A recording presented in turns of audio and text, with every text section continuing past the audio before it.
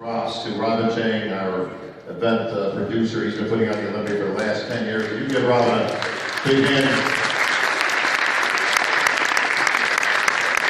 The entire production staff, and there's a lot of them, folks. There's a lot of different moving parts that go on to putting on the Olympia. But for those of you that have been coming here for some years now, you've seen the production value raise up tenfold, and obviously this year I think was great. We saw the brand new LED lighting and the screening and the sound system. So, you know, congratulations to everybody that was involved, because I think that was our best Olympia to date, and no better time than obviously celebrating Joe's 50th.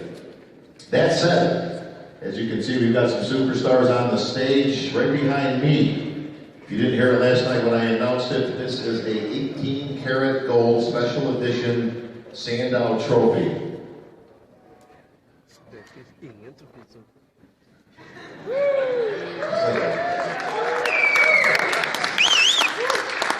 Either an awkward William Shatner pause or produce this marveling at the statue. But they've never done that before. Like I said, that's obviously in honor of the 50th. And the man who holds it was your 3-time Olympia champion, now your 4-time Olympia champion.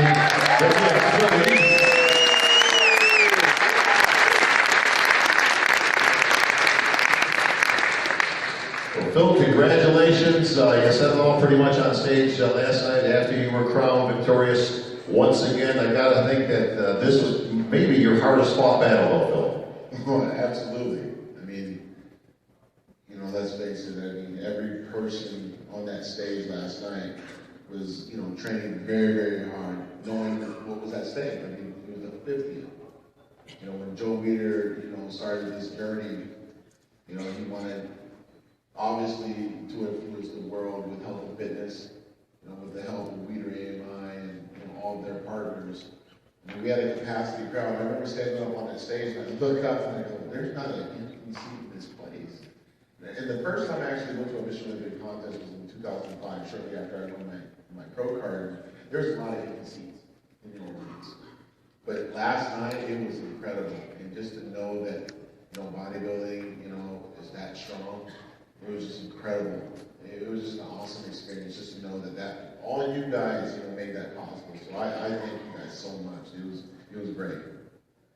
It sure was, Phil. And just for those who don't know, I mean, you're exactly right, Phil. When we say it was a full house, there literally was not an empty seat in the house. We actually had to add seats in, basically to the sides that really aren't the best seats obviously in the house, but people wanted the tickets. We have obscured seats because of the cameras. Even those sold out, so it was literally a sellout. And we've come close before, but that's the first time we were actually over capacity, where the fire marshal was you know, having a few words. But hey, listen, you got to do what we got to do.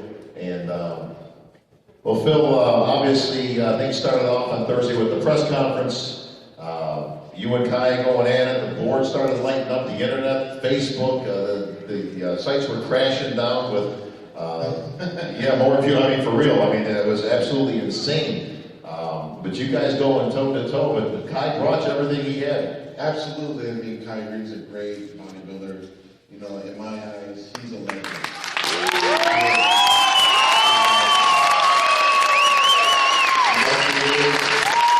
He always has been in my eyes. We actually, you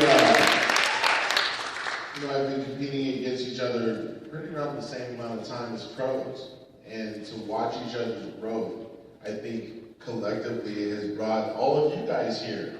I think, you know, he and I could take a bow and say thank you guys, because our rivalry is better than any rivalry I think ever in the history of the sport. Yeah. You know, it's amazing.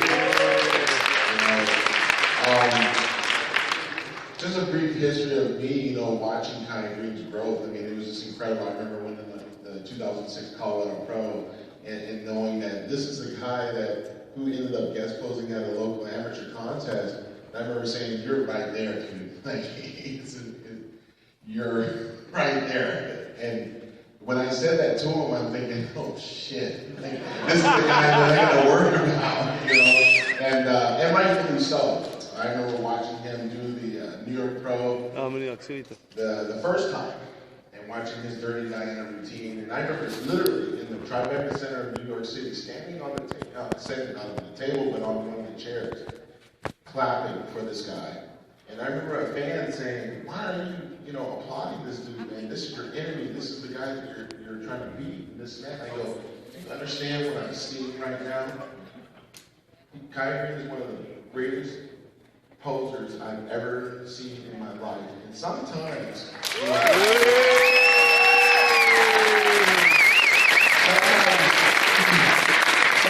a competitor, you have to take a step back and still be a fan. And, I was able to do that then. And when he did his routine last night, I said, "Oh, shit." He had to put that part back in his routine, and rightfully so, because it was for you guys.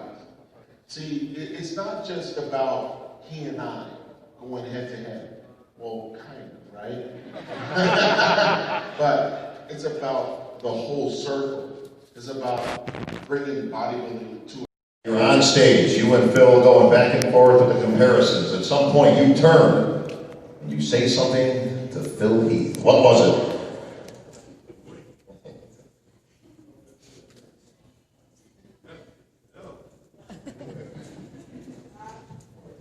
See, look at the camaraderie, folks.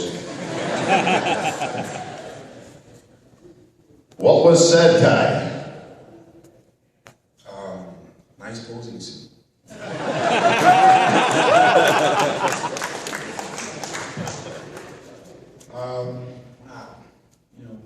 It's pretty much a glory. Thank you very much for coming out, everybody.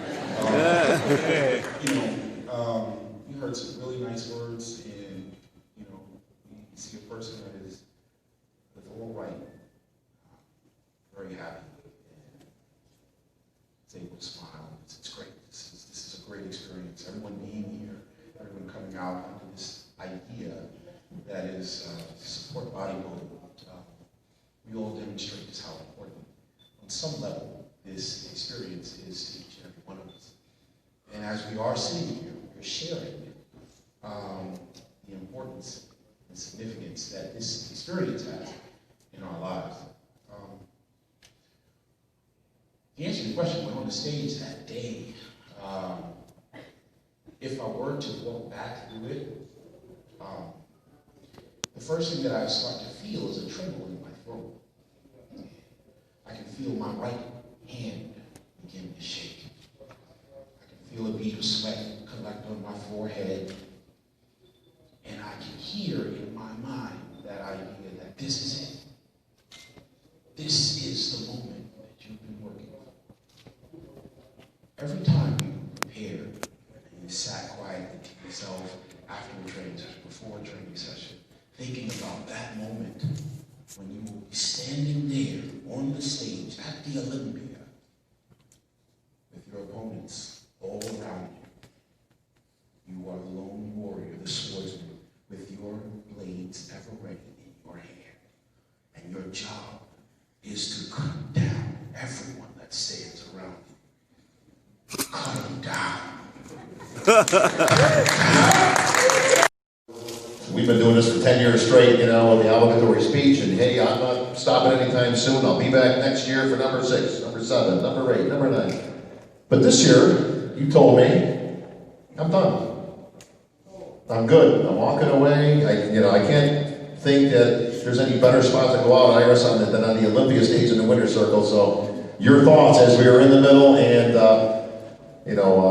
10,000 plus were on their feet. Try not to cry. There's no crying in bodybuilding, Iris. First of all, thank you for allowing me to take this path. It's incredible. I'm speechless, in the cloud. Nothing will actually come out. I processed this over the last 2 years when I was just trying to break the record. And something that started off as a hobby that mounted out into a career, to a love, a passion. And it just inspired me to the things that I can do with my body, with the sport. So as I continue to win these victories, I'm still in these clouds. Each victory that I have had the honor to accomplish. It's like my very first one. And I'm saying to myself, I have another one. And it just continued to mount up to now I'm at 10. And I said, I love this sport. I love how I help my fans and everyone. You know, I get so many different messages from people saying, thank you, thank you, thank you. No, thank you. Because without all the fans and all the messages that I receive from all ends of the world, I mean, I don't think I could be number 10 if just my own persona, working out and training and diet. So it's all of you guys that help me get there. And how did I come about retiring? I think, look, 1, just to stand on stage, first of all, is an honor to be with all the elites over the world. Then to win one and then to have 10, it's like, hey, you have made your statement, you became an icon in the sport, you have nothing else to prove. Try to go out and show others that they can also meet their standards of being healthy and happy, whatever that in detail is. So walking away is not because I don't have a passion, or I'm not motivated anymore, or I have a lot of injuries. It's just other areas in my life that I want to pursue that I think I'm ready to do. So I'll be behind the scenes, but not actually on that stage. It's going to be hard because not competing in the Arnold last year was a little bit depressing. I'm used to being very busy and not having that show and that competitive in me. It was really different. So it hasn't registered yet that I'm actually stepping off the Olympic stage because it's an honor to be with these athletes. We're privileged, and just to say I'm leaving, it seems like I'm unappreciative, but it's not. It's more than that. I'm ready to get out in other areas of fitness. I just opened up a cafe, Body Cafe, that's specialized in everything that you need nutritional-wise, and I want to promote a show. It's just time for me to show that I love you guys for being there for me, and I want to give back in other areas of my life, and not just on stage. You already saw that I have the determination, the motivation to take my body to the next level, to be the best, not once, not 2, not 3, but 10 times. It's time to share that with you. So that's the reason that I'm going into another direction. The Lord gave me this path, and it's going to always be the path of being healthy, loving, passionate, and showing everyone that you guys can make the same travels that I take. Because believe it or not, most people think, oh, Iris is going to win. No. Being at the top, it was a challenge. It was a challenge. It's not only stressful, but it's also having other little pitfalls. I lost my mom this year, very close in this competition, so it was very difficult. And it was a gift that I have, a lot of equipment and things that I need to be ready to show because I closed off.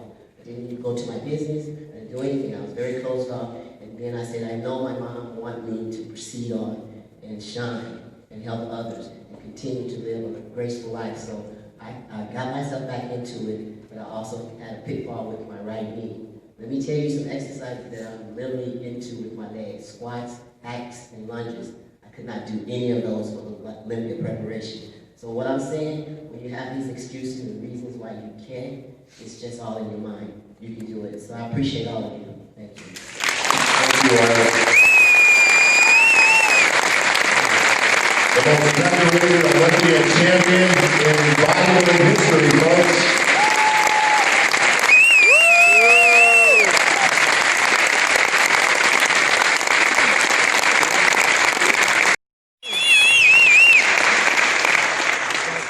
Dex, congratulations, another great finish, always in the mix. As you were leaving the stage last night, Dex, you turned to me and you said, 45 years old and still cashing checks? I ain't getting those words, but since you said it that way, I take it. Well, the thought process is there, though. I mean, for what you're doing, and listen, obviously 45 is not that old, obviously, in the scheme of things, especially since I'm older than 45.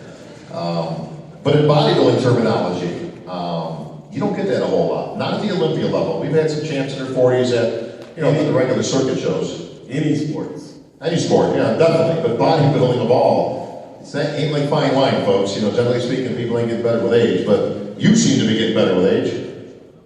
I can't explain it. Well, that's a seminar. We need you to explain it. Thank the Lord, man.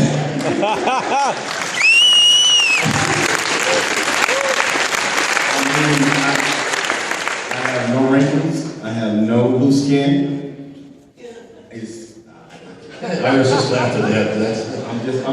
doing this around myself. But Dex, I mean, I got the idea. I mean, listen, you were right in the mix years ago. You won the 2008 Olympia. You were, you know, as rivalries go, you were right in the mix of all that stuff. But I've seen it obviously for many years in bodybuilding, especially at the Olympia level. You seem to be having more fun these days. I mean, you're out there and you're fighting, and you know, obviously you want to win just like anybody else, but you seem to be having a good time doing it. Yeah, I am, man, because it's something that I love to do. If you love your job, you're gonna love to, you know, compete or do whatever whatever field you're in. You love to do, you know, go to work or whatever. So this is like a job for me. You know, I know I'm getting older and all that stuff, and you know, I was never supposed to win anything. That's what I've always been told because I'm too small. You know, I went from 137-pound bantamweight to winning the title. So,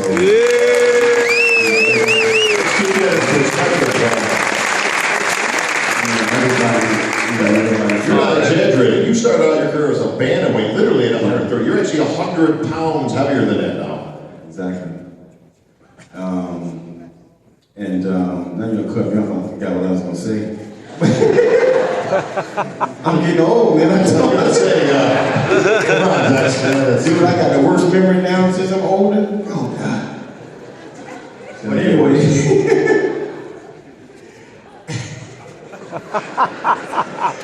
Wait.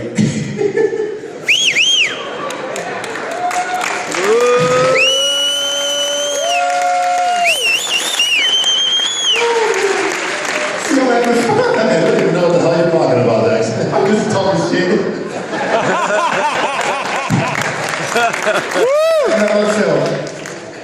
Anyway, man, what were we saying? You were talking about what a great time you're having on the Olympia stage. How was give me your Olympia experience last night, Dex, on that stage, on that grandiose screening and the packed house, over 10,000 people? It was amazing. You know, it's always amazing.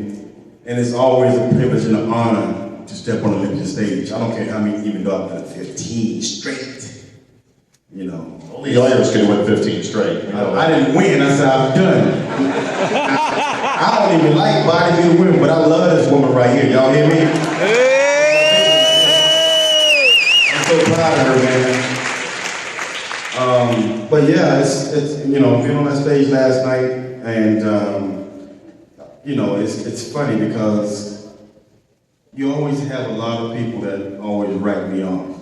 You know, it's been my whole life, of course. So even you, many times. You know, that's true. But you know, I've been wrote off time and time again.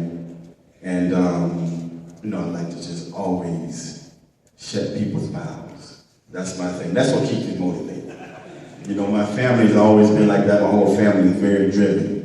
All the way from my nieces and nephews all the way up, man. We all very sports-driven family. So I've always had it in me to always be the best. You know, you hear Sean all the time says, well, I've been top 5 more than anybody ever in Olympia. I'm like, but you, how many times, Sean? Like 16 times. I said, but that's 16 losses. You ain't won none. That's a good point.